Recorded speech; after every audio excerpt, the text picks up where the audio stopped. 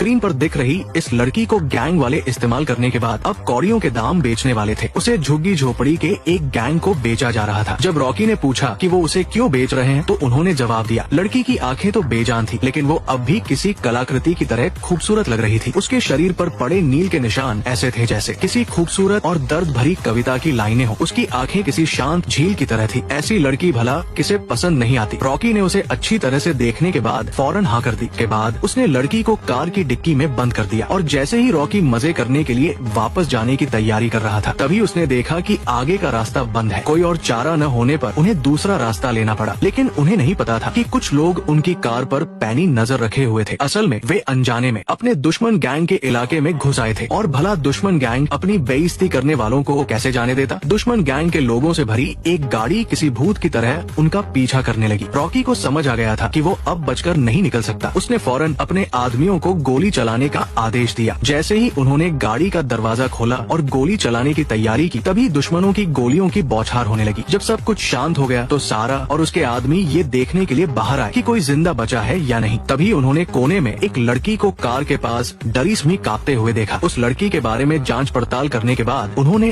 Underground mayor mic को phone किया। हाँ, मुझे तुम्हारी मदद चाहिए। क्या बात है? इसके बाद माइक उस गैंग के इलाके में पहुंचा। लड़की को ऐसी हालत में देखकर माइक भी अपने गुस्से पर काबू नहीं रख पाया। उसने पूछा कि क्या दुश्मन गैंग ने उसके साथ ये सब किया है। सारी बात समझने के बाद माइक उस खूबसूरत लड़की को लेकर सीधे दुश्मन गैंग के इलाके में घुस गया, लेकिन लड़की इस बात से अनजान थी। जब उसने असली गुनहगारों को अपने सामने देखा तो वो डर के मारे एक बार फिर से बुरी तरह टूट गई। माइक ने जरा भी देर नहीं लगाई। पलक झपकते ही उन दरिंदों को खत्म करके वो लड़की को अपने साथ ले गया। मैं लड़की को लेकर एक छोटे से जंगल में आया और उसे जमीन पर लेटने को कहा। दोपहर की शांत धूप पड़ रही थी। उसने एक छोटा चाकू निकाला, उसे साफ किया और फिर उसे लड़की के जख्म की ओर बढ़ाया। चाकू दिखने में तो तेज था, लेकिन वो पंखुड़ी को छूते किसी झरने की तरह नरम था। मेयर की छवि अब उस लड़की के दिल में हमेशा के लिए बस चुकी थी।